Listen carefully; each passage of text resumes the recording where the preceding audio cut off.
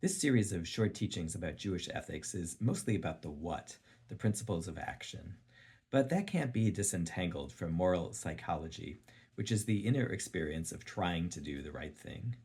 Torah discusses moral psychology as well as moral principles.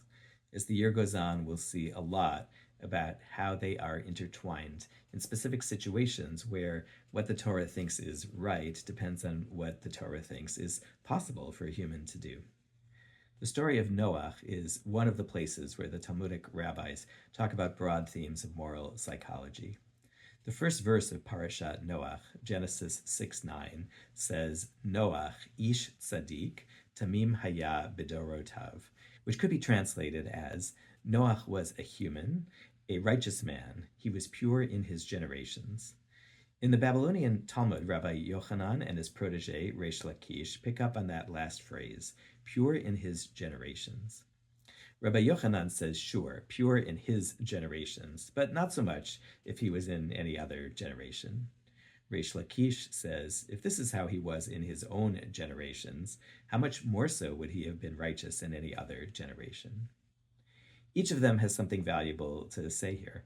According to Rabbi Yochanan, there's a lot to be said for being the best against a pretty bad backdrop. We shouldn't get carried away and say that Noach was the greatest tzaddik ever, but without him there would have been no one to save any aspect of the world.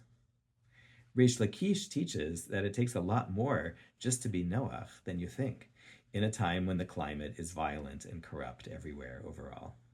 Sure, Noach didn't turn people around in the end, but just holding his own and rescuing the ones he did in the ark took incredible moral courage. Resh Lakish would know he was a bandit when Rabbi Yochanan saw something in him, recruited him to leave his gang and become one of the sages. There's a whole set of stories in the Talmud about how Resh Lakish struggled to overcome his own past moral failures and worked to prove himself as someone with a moral and intellectual center, someone more than his charisma in his own eyes and in the eyes even of his teacher, Rabbi Yochanan. I'll link to that in the notes. For us right now, there are two sets of things to think about. One is about the standard we hold ourselves and other people to.